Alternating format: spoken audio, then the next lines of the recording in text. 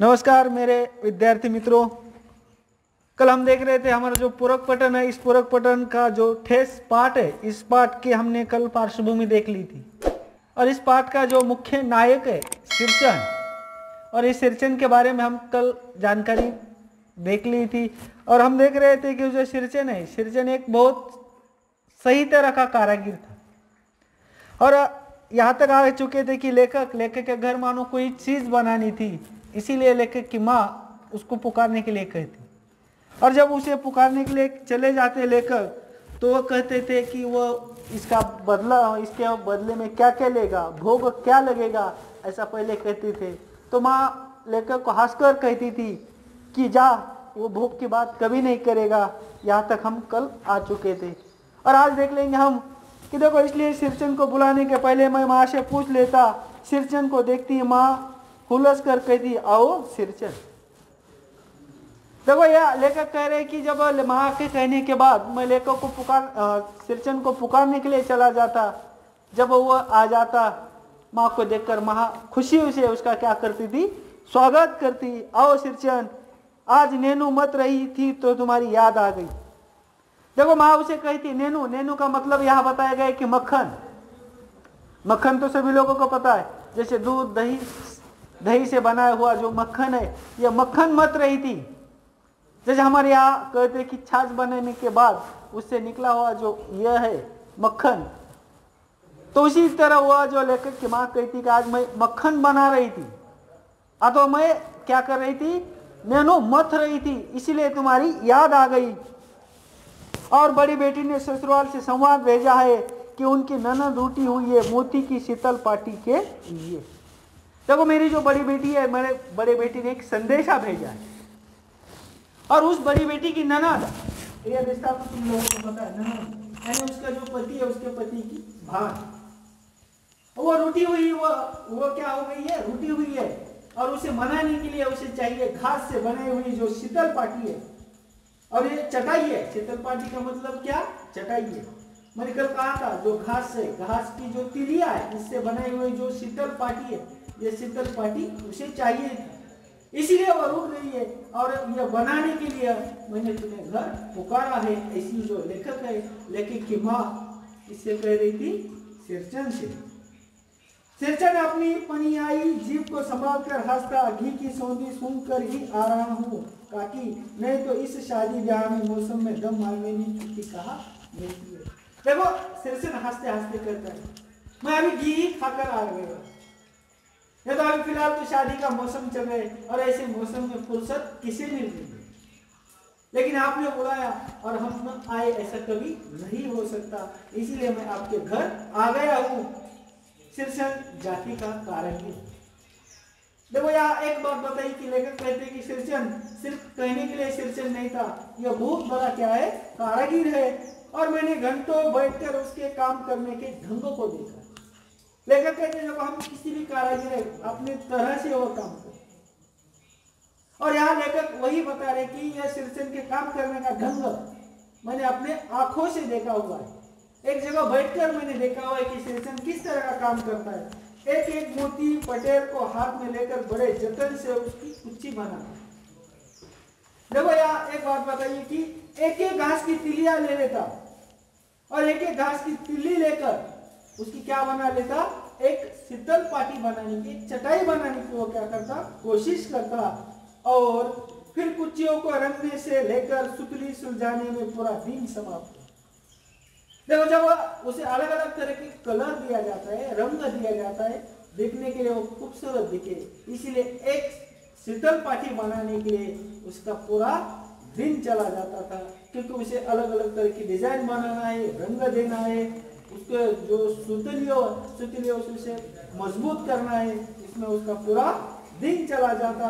काम करते समय उसकी तन्मयता में जरा भी बाधा पड़ी थी, यौवन सांप की तरह कुपक कर उठता। देखो यह एक बात बताइए, वो काम करता था, और काम करते समय उसे अगर किसी ने बाधा डाल दी उसको, तो जैसे हम देखते सांप को अगर किसी ने स्पर्श किया तो सांप किस तरह से फुपक कर उठता है, तो गुस्से में अपना जो भी है अपना रंग बताने की कोशिश करता है, उसी तरह यह भी कैसा गुस्से में वहां से निकल कर चला जाता। फिर किसी दूसरे से करवा लीजिए काम, सिरचन मुंह जोर है, काम चोर। देखो फिर कहता, उसे इतना गुस्सा आ जाता कि वो कहता है सिरचन मुंह जोर है, मुंह से बात कर लेगा लेकिन काम में कभी चुराइया कर सकता है क्या? काम चोर तो मैं बिल्कुल नहीं हूँ, मेरे सामने जो काम है मैं वही काम ही करता हूँ। इसीलिए उसे काम में किसी ने बाधा डालने की उसे क्या आ जाती थी, बहुत गुस्सा आ जाता था।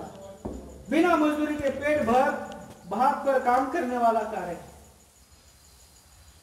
देखो कभी कभी तो ऐसा होता था, ये जो सिरचन है एक पेट भरने के लिए, अपने जो भूख है यह भूख बुझाने के लिए दिन भर क्या करता था, वो काम करता था। अगर यहाँ एक बात बताइए, भात यानी चावल पेट भर अगर जो खाना देगा उसी के लिए वो क्या करता था, काम करता था। दूध में कोई मिठाई ना मिले तो कोई बात नहीं, किंतु बात में जरा भी झाड़ा हुआ नहीं बर्दाश्त कर सकता। जब अगर उसे किसी ने दूध दे दिया तो दूध में किसी ने उसमें मिठाई अथवा शक्कर अथवा चीनी नहीं डाली तो भी उसे कोई बुरा नहीं लगता, लेकिन उसके काम में किसी ने अगर बाधा डाल दी तो इस बात का उसे क्या लगता था, बहुत बुरा लगता था। इसीलिए सिरचन अपने काम में कभी भी क्या नहीं करता था, यह बाधा नहीं डालता था।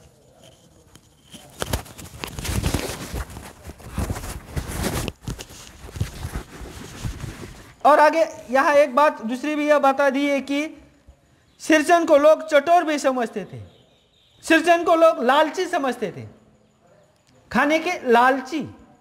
और जो सिरचन है तली बघारी हुई तरकारी, देखो सिरचन को लालची किस लिए समझते थे तो किस तरह समझते थे, उसे अच्छे अच्छे पदार्थ चाहिए खाने के लिए, ऐसा लोग समझते थे। तली हुई मानो हम देखते हमारे घर में अलग अलग तरह के अनाज बनाते या तो अलग अलग तरह के पदार्थ बनाते, उसमें तले हुए कुछ पदार्थ। दही की कड़ी तो तुम सभी लोगों को पता है, कड़ी लेकिन किसकी होना चाहिए, ना इमली अथवा ना छाछ की कड़ी, लेकिन जो सही दही है इस दही की कड़ी, मलाई वाला दूध। देखो दूसरी बात यह बताई कि मलाई वाला दूध, इन सब का प्रबंध पहले कर लो। अगर उसे कुछ चाहिए तो देखो यहाँ एक बताई हुई तली हुई अलग अलग तरह की तरकारी, सब्जी, तरकारी यानी क्या, सब्जी भाजी, दही की कड़ी। दूसरी बात यह बताई कि दूध जो है मलाई वाला दूध यानी बहुत शुद्ध दूध होना चाहिए। इन सब का पहले ही प्रबंध करो, व्यवस्था करो और तब सिरचन को बुलाओ, दुम हिलाता हुआ हाजिर हो जाएगा। देखो यहाँ पहले एक कुछ लोगों का कहने का मतलब यह है कि सिरचन खाने में कैसा था, बहुत लालची था। और इस लालच की वजह से अगर घर में कोई तले हुए पदार्थ बना लिए, दही की कड़ी बना लिए, मलाई वाला दूध है, ऐसा अगर हमारे घर में पहले ही प्रबंध किया तो उसका इंतजाम करने के बाद सिरचन को बुलाने के लिए चले जाओ। सिरचन दुम हिलाता हुआ, जैसे हम देखते हैं हमारे घर में मानो कोई एक जानवर हम पाल लेते तो उसमें से उसे खाने के लिए आवाज देते तो दुम हिलाते हुए हमारे पास किस तरह से आ जाते, उसी तरह लोग उसे लालची समझकर उसके बारे में न जाने अलग अलग तरह की बुरी बातें करते थे। और खाने पीने में चिकनाई की कमी हुई कि काम की सारी चिकनाई खत्म। देखो ये लेखक क्या एक बात बताना चाहते हैं, लोगों का ऐसा मानना है कि सिरचन को अगर खाने में कुछ कम दे दिया, खाने में कुछ कमी हो गई तो वह काम भी उसी तरह का कर देता था। अगर उसे पेट भर खाना नहीं मिला तो काम भी वह सही तरह से नहीं कर देता था और काम अधूरा रखकर उठ खड़ा होगा। आज तो सब अदक पाली दर्द से माता ठनठना रहा है। देखो अगर यहाँ पर एक देखो बहाना किस तरह से बनाता था, अगर उसे खाने के लिए पेट भर न मिला तो वो कहता था मेरा आधा माथा ठनक रहा है, आधे माथे में अथवा आधा सर में बहुत दर्द हो रहा है, ऐसा कहकर वो वहां से उठ जाता और किसी दिन आकर पूरा कर दूंगा, किसी दिन माने कभी नहीं। और वहां आ जाता और कहता कि देखो जो बचा हुआ काम है मैं किसी दिन आकर पूरा कर दूंगा, और किसी दिन माने कभी भी वह वापस आ जाता था, क्या नहीं आता था। इसीलिए जिसका भी काम करना है और काम करने के लिए उसे खाने का पहले ही बंदोबस्त अथवा प्रबंध किया तो सिरचन मन लगाकर काम करता था। अगर उसे खाने को न मिला तो वहां से गुस्से से उठकर वो कहता कि मेरा आधा माथा ठनक रहा है अथवा आधा माथा टनटना रहा है, ऐसा कहकर वो वहां से उठकर चला जाता और सभी लोगों को कहता कि मैं किसी दिन आकर पूरा कर लूंगा। लेकिन किसी दिन यानी वो वापस कभी आ जाता था क्या? कभी भी नहीं है। आगे दूसरी बात बताइए, मोती घास और पटरे की रंगीन शीतल पाटी। तो भैया एक बात बताइए, एक प्रकार की घास, मोती यानी एक प्रकार की, और रंगीन शीतल पाटी यानी एक चटाई बनाना है। हम देखते हैं हमारे घर में आज अलग अलग प्रकार की चटाइयाँ है, आज अलग अलग धागे की चटाइयाँ है, रेशम की चटाइयाँ है, लेकिन घास से बनी हुई चटाइयाँ को रंगीन किस तरह से बना। और यह बात बताई कि बांस की तीलियों की झिलमिलाती चीख, बांस हमारे खेतों में होते हैं, वैसे हमारे माहौल में ज़्यादा बांस हमें देखने के लिए नहीं मिलते, लेकिन हमारे घर पर अनाज रखने के लिए अथवा जो रोटियां रखने के लिए जो टोकरी रहती है वो बांस की तिलियों की होती है। और उसी तरह बांस की तिलिया और सतरंगे डोर के मोड़े, भूसी चुन्नी रखने के लिए मूंज की रस्सी। देखो शतरंज, अलग अलग तरह के शतरंज तो हमें पता है, अलग अलग रंगीन कागज जैसे होते, उसके क्या बनाए जाते थे? धागे बनाए जाते थे। और दूसरी बात बताइए, भूसी चुन्नी रखने के लिए मूंज की रस्सी के बड़े बड़े जाले। अलग हमारे घर में देखते हैं हम, अगर कोई चीज है ऊपर रख देना है, हमारे घर में जो बिल्ली है, बिल्लियों के डर से हमारे घर में जो बांधी जाती है वो जैसे अलग अलग रंगीन रस्सियां। दूसरी बात बताइए कि हलवाओं के लिए ताल के सूखे पत्तों की छतरी टोपी की तरह, इसी तरह के बहुत से काम जिन्हें सिरचन की सेवा गांव में और कोई नहीं जानता। हम देखते हैं कि घर में अलग अलग तरह के, मानो कोई रंगीन टोपियां बनाना है, कोई घास की रस्सियां बना लेना है, कागज की रस्सियां बना लेना है, अथवा टोकरी बनाना है, शीतल पाटी बनाना है। इस गांव में सिरचन के सिवा कोई भी नहीं बना सकता था, क्योंकि सिरचन एक बहुत कुशल कारागिर था। और इस कुशल कारागिर की वजह से सिरचन के अलावा ऐसी जो चीजें बनाना है ये दूसरा कोई जानता था क्या? नहीं है। इसीलिए सभी लोग सिरचन से ही वो चीज बना कर लेते थे। और यह दूसरी बात है कि आप गांव में ऐसे कामों को बेकाम का काम समझते हैं लोग। देखो जैसे जैसे धीरे धीरे माहौल बदल गया, और माहौल बदलने के बाद ऐसा जो छोटा मोटा काम है, यानी घास की शीतल पाटी बनाना, घास की रस्सियाँ बनाना, कागज की टोपियाँ बनाना, ऐसे जो काम है इस काम को लोग अब बेकार समझ रहे, क्योंकि मार्केट में अलग अलग तरह के क्या मिल रहे हैं, जो रस्सियाँ मिल रही है, अलग अलग तरह की चीज़ें मिल रही है। इसीलिए घर पर बनाई हुई जो चीज़ है, इस घर पर बनाई हुई चीज़ को लोग क्या समझ रहे? बेकार समझ रहे। ऐसी चीज़ों को लोग इतना महत्व नहीं दे रहे, और बेकाम का काम जिसकी मजदूरी में अनाज या पैसे देने की कोई ज़रूरत नहीं है, लोग ऐसा समझ रहे ये काम तो बेकार है और यह बेकार का काम है।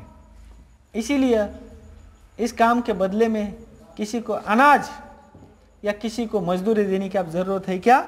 बिल्कुल नहीं। पेट भर खिला दो, काम पूरा होने के पर एक हाथ पुराना धुराना कपड़ा देकर विदा करो। देखो गरीबी कितनी ये लोगों को मजबूर बना देती है। जो काम करने वाला व्यक्ति है वो तो काम करता है, और काम करने के बाद जो अमीर लोग हैं, अमीर लोगों का तरीका इस तरह का बना गया, उसे पेट भर खाना खिला दो और घर में एक आधा पुराना कपड़ा है, कपड़ा दे दो और उसे वहां से विदा कर दो, यानी उसे वहां से भेज दो और कुछ भी नहीं बोलेगा। देखो ये सिरचन है, ऐसा कुछ पेट भर खाना दे दिया, एक आधा फटा पुराना कपड़ा दे दिया, तो सिरचन कुछ बोलता था क्या? कुछ भी नहीं बोलेगा, और कुछ भी नहीं बोलेगा। इसी बात नहीं, सिरचन को बुलाने वाले जानते हैं सिरचन बात करने में भी कारगर है। सिरचन को जो भी बुलाने के लिए चला जाता था, उन लोगों को पता था सिरचन जितना काम में कुशल है, उसके काम में जितना एक कारागिर है, उसी तरह बात करने में भी वह उतना ही क्या है? कुशल है, इसीलिए सिरचन से जो भी बात करता था बहुत सोच समझकर बात करता था। महाजन टोले के भज्जू महाजन की बेटी सिरचन की बात सुनकर तिलमिला उठी थी। देखो महाजन उस जमाने के एक परिवार के व्यक्ति का कुल नाम है महाजन, और उसकी जो बेटी है, उसकी बेटी ने मानो सिरचन को कुछ कहा होगा अथवा उसकी गरीबी की एक मजाक उड़ाई होगी, लेकिन इस सिरचन ने उसे उसी तरह का जवाब दे दिया था, तो वो बहुत तिलमिला उठी थी। और मैं मां से जाकर कहती हूँ इतनी बड़ी बात। देखो वो ठहरो कहती है, और वो कहती है कि तुमने मेरी मजाक की है, मैं मां से जाकर कहती हूँ इतनी बड़ी बात। तो बड़ी बात ही है बेटिया, बड़े लोगों की बस बात ही बड़ी होती है। देखो सिरचन भी उसी को क्या कहता है, जो बड़े लोग हैं, अमीर लोग हैं, अमीर लोगों की बात ही बड़ी होती है, तो बड़े लोगों की बात ही बड़ी होती है। और नहीं तो 2-3 दिन पटोर की पार्टियों का काम सिर्फ खेसारी का सत्तू खिलाकर कोई करवाए भला। देखो यहाँ पर एक वो दूसरी बात कहता है, बड़े लोग हैं, बड़े लोगों की बात बड़ी होती है, नहीं तो 2-3 दिन का काम कोई सादी सब्जी खिलाकर कोई कर लेगा क्या। इसी तरह जो बड़े लोग हैं, तो बड़े लोगों की बात बड़ी हो सकती है, और ये तुम्हारी माँ ही कर सकती है बबूनी, बबूनी यानी बेटिया। और वो कहता है कि देखो बेटी, थोड़ा बहुत अनाज खिलाकर तो थोड़ा बहुत कुछ खिलाकर 2-3 दिन काम करने वाली सिर्फ तुम्हारी माँ ही कर लेती है बेटिया। क्यों? क्योंकि बड़े लोगों की बात क्या होती है, बड़ी होती है। ऐसा वो सिरचन उस बेटिया को कहता है, और सिरचन ने मुस्कुराकर जवाब यह दिया था। और सिरचन है वो बेटिया, वो जो बेटी है उस बेटी को ऐसा मुस्कुराकर क्या दे रही था, जवाब दे रहा था। और इस बार मेरी सबसे छोटी बहन पहली बार ससुराल जा रही थी। अब लेखक क्या कहते, देखो इस बार तो ऐसा समय आया कि मेरी सबसे जो छोटी बहन है पहली बार ससुराल जा रही थी। मानू, उस बेटी का नाम था मानू, तो लेखक की बहन का नाम क्या था, मानू। और कहते मानू के दूल्हे ने पहली ही बड़ी भाभी को लिखकर चेतावनी दे दी है। मानू के साथ मिठाई की पतीली ने आई कोई बात नहीं। देखो मानू के पति ने मेरी बड़ी भाभी को पहले ही चेतावनी दे दी थी। मानू है, जब मानू मायके से ससुराल आ रही है, हम लोगों को पता है जब कोई भी बेटियां मायके से अपने ससुराल चली जाती है तो खाली हाथ नहीं चली जाती, वो कुछ ना कुछ लेकर चली जाती है। और इसी तरह ये आदेश देते हुए मानू का पति भाभी को कहते, देखो मानू के साथ कोई मिठाई नहीं भेज दी तो कोई हरकत नहीं है। 3 जोड़ी फैशनेबल चीक और पटेर की 2 शीतल पार्टियों को बिना आएगी मानू तो।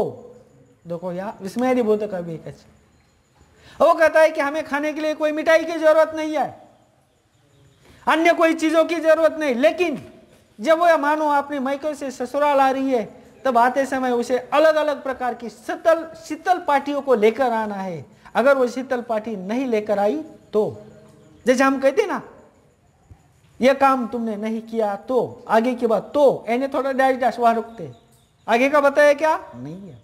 और यह विस्मय से कहते हैं, विस्मय बोधक अव्यय का यहाँ पर चिन्ह है। और उन्होंने यह शीतल पार्टी नहीं लेकर आई तो भाभी ने हंसकर कहा, बेरंग वापस। देखो बेशक उसे वापस भेज दो। भाभी भी हंसते हंसते उस दामाद को अथवा मानू के पति को कहती है, अगर वह नहीं लेकर आई तो उसे वापस भेज दो, हंसते हंसते हुए, मजाक करते हुए। इसलिए 1 सप्ताह पहले ही सिरचन को बुलाकर काम पर तैनात करवा दिया था।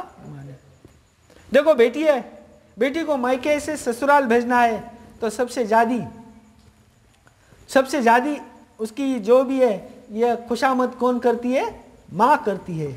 और इसीलिए जब बेटों को मायके से ससुराल भेजना है, भेजते समय जो शीतल पार्टी थी, यह शीतल पार्टी बनाने के लिए पहले 1 सप्ताह पहले से ही किसको बुलाया गया था, सिरचन को बुला लिया था। और माँ ने कहा, देखो सिरचन इस बार नई धोती दूंगी। हमने पहले कहा था सिरचन बहुत गरीब था, खाना अथवा कोई कपड़ों पर काम कर लेता था। और सिरचन को वो जो लेखक है, लेखक की माँ कहती, देखो सिरचन आज अगर तुमने बहुत सही तरह से शीतल पाटी बना ली तो तुम्हें मैं नई धोती दूंगी और असली मोहर छाप वाली धोती। देखो असली मोहर छाप वाली जो कपड़ों पर अलग तरह का एक सिक्का रहता है। जैसे हम मार्केट में चले जाते हैं और मार्केट में हम देखते हैं कि कोई चीज खरीदते समय ISI ये जो ट्रेडमार्क होता है ना, एक असली मोहर हम उसे समझ लेते हैं। और उसी तरह वो भी कहती है सिरचन को कि देखो जो ऐसी धोती दे दूंगी कि जो मोहर छाप वाली, और मन लगाकर ऐसा काम करो कि देखने वाले देखते ही रह जाए। मेरे बिटिया और मेरे बिटिया के ससुर वाले, इस तरह से तुम शीतल पाटी बना लो कि जब वो शीतल पाटी को जो भी देख लेगा तो सिर्फ क्या रहेगा, देखते ही रहेगा ये किसने बनाई है, इतनी खूबसूरत चीज किसने बनाई है, ऐसा कारीगर है तो भी कौन। ऐसा जो लेखक है, लेखक की माँ सिरचन की प्रशंसा करते हुए सिरचन को क्या कर आदेश मानो अथवा उसको एक कह रही थी। पान जैसी पतली छुरी से बांस की तिलिया और कमानियों को चिकनाता हुआ सिरचन अपने काम में लग गया। देखो जो बांस है, बांस की तिलिया, पान से भी पतली उसने तिलिया निकाला। जो खाने के पान हमें पता है तो अलग अलग तरह के पेड़ के पत्ते मानो कहेंगे, उस पत्तों से भी पतली ये बांस की तिलिया इस सिरचन ने निकाल ली और वो अपने काम में लग गया। रंगीन सुतलियों में झब्बे डालकर वह चीख बुनने बैठा। देखो रंगीन सुतलिया, और वो रंगीन सुतलिया लेकर, वो जो बांस की तिलिया लेकर वो मानो शीतल पाटी बुनने बैठा। 1.5 हाथ की बिनाई देखकर ही लोग समझ गए कि इस बार एकदम नए फैशन की चीज बन रही है। 1.5 हाथ की लंबाई। आज के ज़माने में हम देखेंगे अगर कोई चीज़ है को नाप कर ले लेंगे, लेकिन उस समय एक लोगों का ऐसा ही कहना था, हाथ 1.5 हाथ, तो उनको जो नापने के जो तरीके इसी तरह के थे। और जो लोग देखते थे वो लोग देखते ही कहेंगे कि मानो आज कोई नई चीज़ बन रही है। और मंजली भाभी से नहीं रहा, पर्दे की आड़ से बोली, पहले ऐसा जानती कि मोहर छाप वाली धोती देने से अच्छी चीज बनती है तो भैया को खबर भेज देती। देखो मंजली भाभी मानो कोई उसकी क्या कर रहा था, मजाक उड़ा रहा था सिरचन की। और मंजली भाभी कह रही थी जब नई धोती देने की बात की है तभी अच्छी चीज बना रहा है। इससे पहले कोई उसे खाने के लिए देता था तो इतनी खास कोई चीज नहीं बनाता था वो, पुराने कपड़ों पर भी वो कोई चीज नहीं बनाता। लेकिन जब माँ ने उसे नई धोती देने का वादा किया है तो वो क्या कर रहा है, बहुत अच्छी चीज बना रहा है। और इसीलिए हम पहले ही भैया को कह देते, खबर देते हैं अथवा भैया को बता देते। और काम में व्यस्त सिरचन के कानों में बात पड़ गई। देखो जब मंजली भाभी उसकी मजाक उड़ा रही, ऐसा सिरचन की बात समझ में आ गई। सिरचन तो काम में व्यस्त था और काम में व्यस्त होने से बोला, मोहर छाप वाली धोती के साथ रेशमी कुर्ता देने पर भी ऐसी चीज नहीं बनती बहुरिया। देखो सिरचन है उस बहू को अथवा उस मंजली भाभी को एक उसका जवाब किस तरह से देता है। यह धोती तो अलग की बात है, लेकिन धोतियों के साथ साथ कोई रेशम वाला कुर्ता भी दे देता तो ऐसी चीज नहीं बनाता मैं बहुरिया। ये चीज मैं किस लिए बना रहा हूं कि जो मानू दीदी है, मानू दीदी काकी की सबसे छोटी बेटी है, मानू दीदी का दूल्हा अफसर आदमी है। मुझे कोई अन्य कोई चीज भी दे देता, अन्य आपको कोई कुछ भी दे देता तो मैं ये चीज बनाता क्या, बिल्कुल नहीं। लेकिन ये मानू दीदी है, यहाँ की जो काकी है अथवा लेखक की जो एक सबसे छोटी बहन है, और उसका दूल्हा एक बहुत बड़ा क्या है, अफसर है, अफसर आदमी है, इसीलिए मैं ये चीज बना रहा हूं। मुझे ना मानो कोई रेशम की चीज देता अथवा कोई नई धोती देता, अन्य अलग अलग तरह के उपहार देता तो भी मैं ये चीज बना देता क्या नहीं है। एक बिटिया के लिए, एक बेटी के लिए मैं ये इतनी खूबसूरत चीज बना रहा हूं। ऐसा ये सिरचन उस बहू रानी को कह देता है, जवाब देता है। और मंजली भाभी का मुंह लटक गया। देखो जब सिरचन ने ऐसा उसको कहा तो मंजली भाभी ने मुंह थोड़ा टेढ़ा कर लिया, लटक गया। और मेरी चाची ने फुसा कर कहा, किससे बात करती है बहू, मोहर छाप वाली धोती नहीं मुगिया लड्डू। देखो यहाँ ये जो है दूसरी बात यहाँ ये बताई गई कि जब ये मंजली भाभी है ये थोड़ा टेढ़ा मुंह करके वापस चली गई और वो कहती है कि क्या कहती है, मोर छाप वाली धोती नहीं, इसके साथ साथ मुगिया के लड्डू, जो अलग अलग तरह की जो हमारे घर में लड्डू बनाते हैं दालों के लड्डू, तो यहाँ मुगियों के लड्डू बेटी की विदाई के समय रोज मिठाई खाने को मिलेगी, देखती है ना।